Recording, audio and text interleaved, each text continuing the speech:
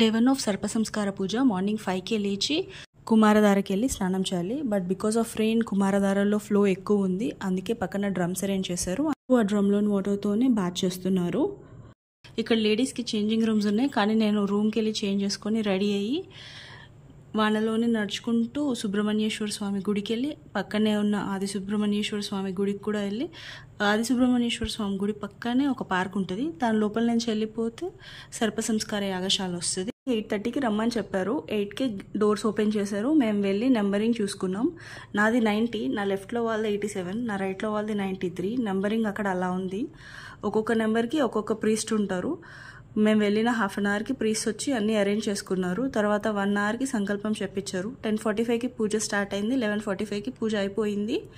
ఇంటికి వెళ్ళి ఏ బట్టలతో పూజ చేశారో అదే బట్టలతో తలస్నానం చేసి మార్చుకుని తొందర వచ్చి లంచ్ తినేసేయండి అని చెప్పారు. 12 to 1:30 లంచ్ ఉంటుంది. లంచ్ అయిన తర్వాత వెళ్ళి రెస్ట్ తీసుకోండి. ఈవినింగ్ ఆది సుబ్రహ్మణ్యాలో 3 ప్రదక్షిణలు చేసి దర్శనం చేసుకోకుండా వచ్చి డిన్నర్ తినేసేయండి. ఆఫ్టర్ డిన్నర్ మళ్ళీ మెయిన్ టెంపుల్కి వెళ్ళి 3 ప్రదక్షిణ మాత్రమే చేసి పెద్ద హారతి తీసుకొని ఇంటికి వెళ్ళిపోండి అని చెప్పారు. ఇది డే 1. ఇంకా డే 2 పూజ కూడా ఉంటుంది. I will post another reel. Thanks for watching.